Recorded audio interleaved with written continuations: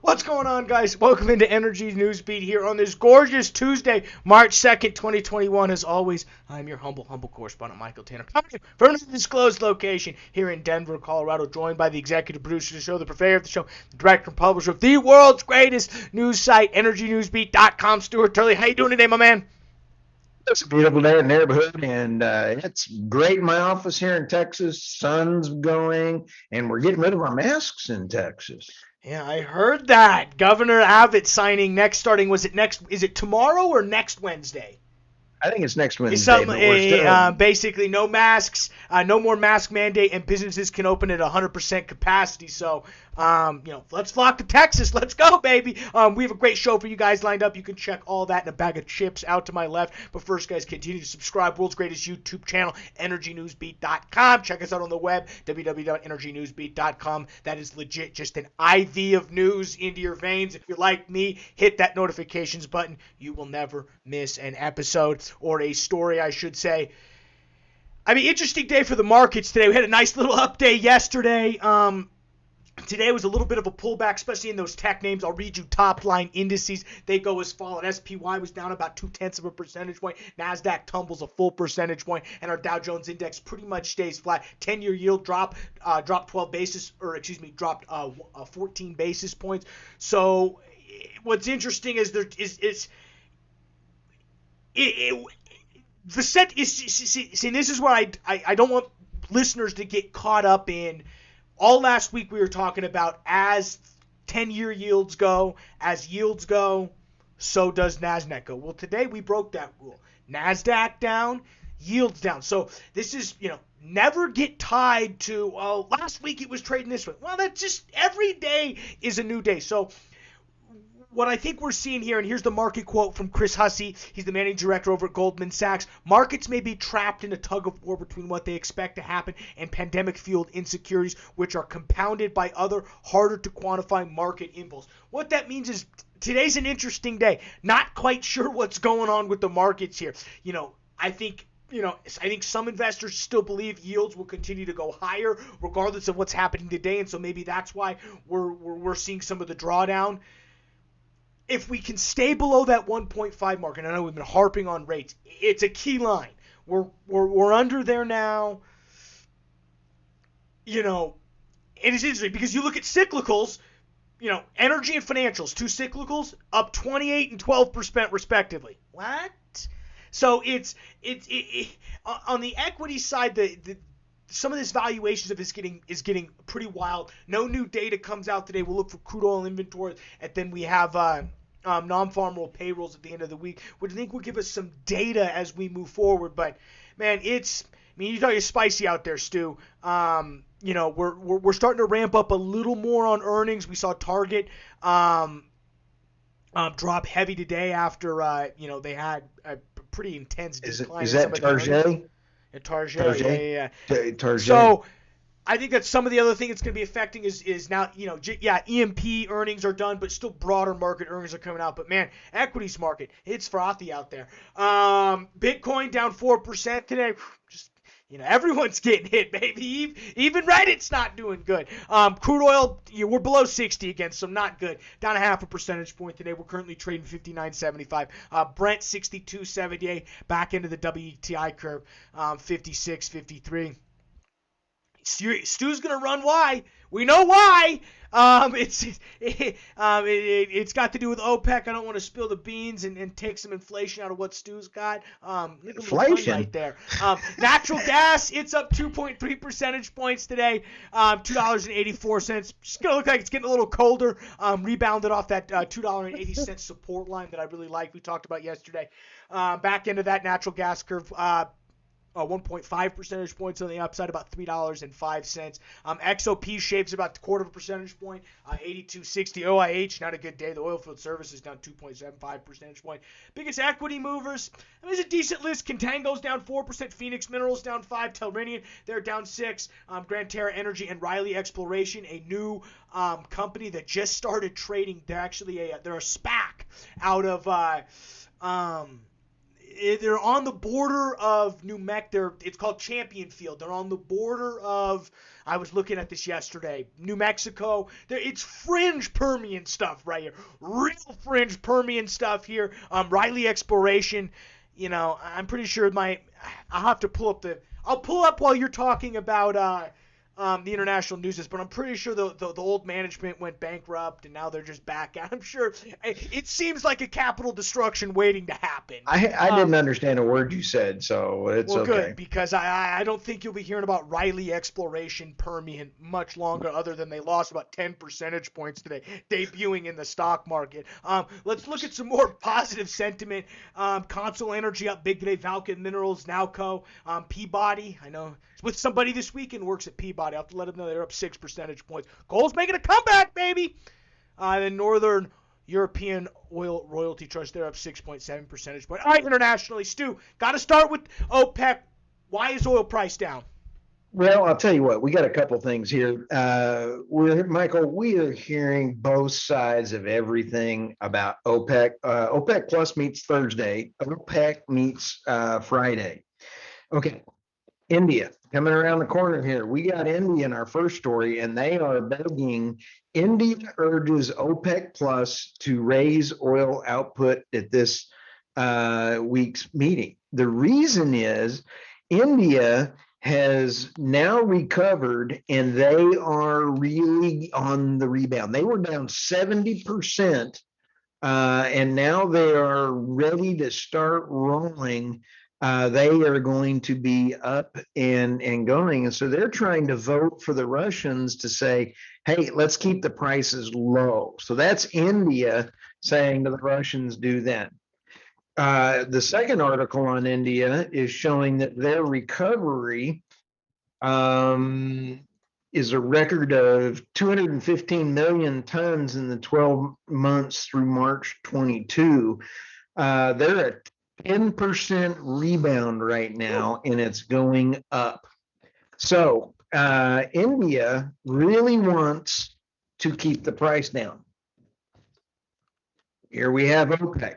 We have OPEC, and they are saying right here, OPEC and other, the article is OPEC president says oil marketing is rebalancing. However, pandemic is still at risk. Michael? Saudi Arabia cut out 1 million barrels. That 1 million barrels was brought back in by Russia and another country that they upped theirs. Russia wants to go up even more. Saudi Arabia wants to start producing more. This could be a bloodbath in these meetings of everybody saying we need to produce. They're going to end up killing our good, beautiful USA show. Well, the term that you said that I 100% agree with, bloodbath, is tomorrow, and I mean you're gonna have to be on it. And we're gonna be on tomorrow and Thursday. What we will do for everybody, because we love you guys, we're going to have one article that's OPEC updates, and we're just going to be constantly updating it, and we're going to keep throwing that thread out. So once you get that article in the morning, just bookmark it, come back to it at any point. We're going to be updating every single thing we see on the OPEC meetings. We'll embed some Twitter feeds in there because those are entertainment. Well, it's also just going to be how oil trades tomorrow is going to – you can almost follow that document, and you'll be able to see the twists and turns. Who becomes mad? Will Russia circle around? How does UAE? It'll be great. So look for that tomorrow. We'll push that out, starting with the overnight oil report tomorrow morning. I'm getting tired already. By the way, good job on the overnight oil report. Every single day, baby. Wake up to it. Wake up to it. This one was really good because it had the CEO of Shell, CEO Ben Van Beurden. The article's called "Oil Executives Expect Crude Demand to Climb Even as Renewables Are in Vogue." He predicts jet fuel demand will be close to normal levels by the end of the year. That's pretty darn cool.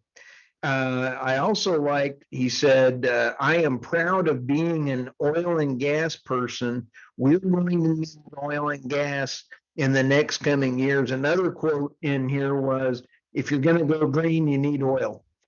I like that. Now What's the the other CEO shout Baker out. Hughes going to say?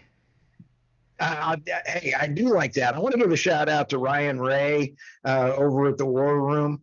He put out one of the funniest LinkedIn things I have read in years. So just a shout out to Ryan Ray, and it would take 400 people to hold me down. He'll know what that means. Yeah, I'm not even going to go into it. All courtesy of the world's greatest international news desk via energynewsbeat.com. A couple quick things. One, Riley Exploration Permian. They do about $80 million a year. But get this, Stu. Total revenues $80 million. They put some good hedges in place. $33 million they got last year. Almost like 45% on. They got another 45% bump because of derivatives trading. Shout out to whoever does their hedging. Good for them. That's they like netted Tesla about $1.50 a share in their on pro carbon forma. credits. So, woo-hoo-hoo-hoo. Tesla's hedging on carbon credits. That's almost the same thing. Yeah, hedge on. I hedge you, Stu. You can hedge anything. So I've got derivatives contracts. I'm just kidding. Again, guys, all that stuff via the world's greatest website. But had to get a little Riley exploration. Gotta love that. $33 million in derivatives trading. Not much oil and gas news, E&P upside, E&P today. Really, when you look at it, there's a couple things. One, Senator Joe Manchin and Senator Debbie Stabenow of Michigan, they came out with a carbon, or it's, what are they calling it? What is it? Painful. They don't have a name for it, but basically these two senators have stated today that with the declining manufacturing jobs, they're pushing to invest $8 billion through different style tax credits in order to create clean jobs. To give you guys an idea, this would aim to uplift Appalachia specifically, where the decline of coal has been devastated by these local economies. Half of the money is going to be invested in communities where coal mines have been closed or coal power plants have been shut. The other half is going to target the auto industry. My only question with this is, what is that money actually being used for? Yes, I'm about the investment, but you have to teach these people. Someone has to be retrained here, and if it's not retrained, if this is just tax credit, because what it looks like, it's what to me the proposal, and here's what it says: the proposal is meant to incentivize companies producing batteries, electric and fuel vehicles, semiconductor chips, and other renewable energy technologies. Aren't they just going to take these tax credits and not hire the people to get laid off? I have this illusion. I don't know what they think the illusion is. What coal miner is going to be able to go work on a semiconductor chip? Am I off base here, Stu? I think there need. I don't think this is. We need investment in terms of these communities have been devastated. But don't underestimate anybody. I'm not. The other problem with that, though, is are the jobs going to be where they live? Are they going to have to move? Is there moving money? Is there? So no. The answer is do not ever underestimate anybody. They always try to stick it to the poor people, and I'm really a poor person fan. Oh, hey, I'm breaking in on you. Breaking news. Governor Abbott just tweeted to me only. To me only. What'd he say? He said, I'm opening everything up. I just opened Texas 100%. It is now 44 seconds ago.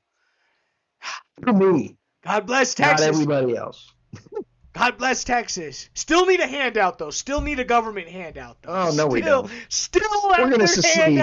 We're going to secede. We are the Texas. All right. Point is, I think we need to take a hard look at how it's $8 billion. Great. I'm so glad we're spending money because it's needed. How is this actually getting spent?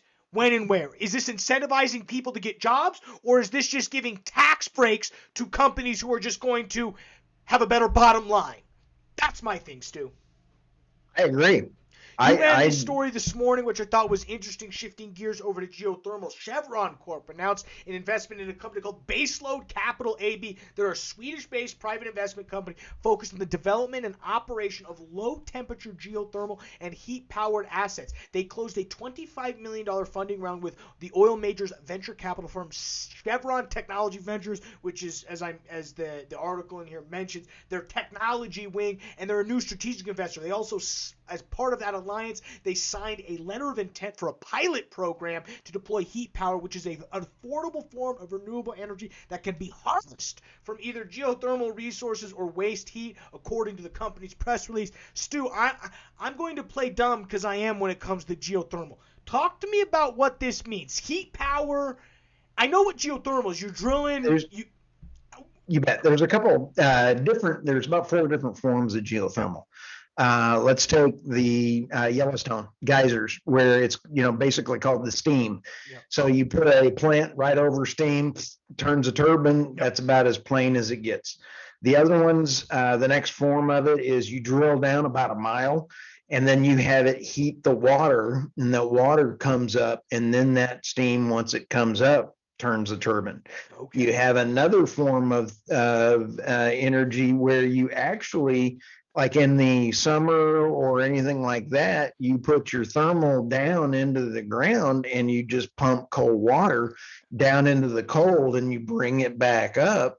So it's thermal either way. So there's interesting. Okay. There's different ways of doing thermal. I'm a big thermal kind of fan. It depends on where you are, how you want to do it, and I like thermal. Yeah, they don't have much on the technology per se, so I'd be very interested in how this is going to work home to home. But the way you describe it, I like the idea. And what I like about geothermal is that's something that can be very transferable from oil and gas companies. It can very easily be transferred to geothermal. It's hard for, Diamondback's not buying wind leases. Sorry, investors. No, but the oilfield service folks, like we already had one of those up in Canada. We were getting ready to interview him at a former life, and he took all of his drilling rigs and turned them into geothermals. And he goes out and drills rigs. He took the ball and ran with it. He's want to get out of there. Last story before we let you guys go. Saudi Aramco has asked and will most likely receive a year extension on a $10 billion loan that it raised last month, according to sources familiar with the matter. They asked the bank to extend the loan in light of the fact that crude oil prices are going up. It's really at the bank's discretion whether or not they want to extend the loan, but my guess is in order to maintain the relationship so that Saudi Aramco goes back and does business with them again, they will probably extend this. To give you guys an idea, this was used to fund 70% of Saudi Basic Industrial Corporation from Saudi Arabia's public investment fund. The deal was worth about $70 billion. And then the final part of that money was to deliver on the annual $75 billion dividend it plans to pay, the majority of that which goes to the Saudi government. It's a nice dividend, Stu, $75 billion. I'm telling you, when can we get a slice of Saudi Aramco? We were close. We were. They called up and wanted to talk to us. They called. We didn't. That happens too often in this business, unfortunately. So. Yeah, we got left at the dance. That's all. They took our idea and ran with it. What else do we got for the day, Stu? Is that it? It is.